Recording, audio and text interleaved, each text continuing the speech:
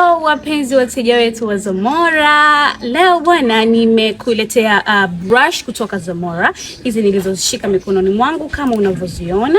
Nataka nikuelezee sifa kidogo kuhusiana na brush hizi za Zamora. Kwanza utapata brush ya kupakia powder, utapata brush za kufanyia contour, utapata brush ya kupakia foundation, kuna brush za eyeshadow ziko 5.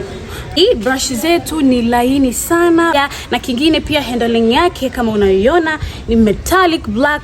Brush zetu ni imara kabisa, hazichomoki. Unaweza kitu kingine kabla ya kusahau, brush zetu zina harufu nzuri kabisa. Ni brush kwa ajili ya kupakia powder. Brush ni very hot cake kwa wale makeup artist nguli wanaifahamu bwana.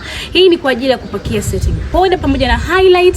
Hii brush ni ngumu sana kuipata, lakini kwenye seti hii ya brush kutoka Zamora utaipata ilivyo peke yake na ilivyo kama vile pesa yani, ila kufanyia contouring. Basi bwana, hizi kama unavyoziona, hizi ni eyeshadow brush. Hapa utapata blending brush pamoja na flatting brush, na pia vile vile ni multipurpose kwa sehemu zile ambazo ni nyembamba kama kufanya contouring kwenye pua, unaweza ukatumia hizi kwa ajili ya kufanya contouring.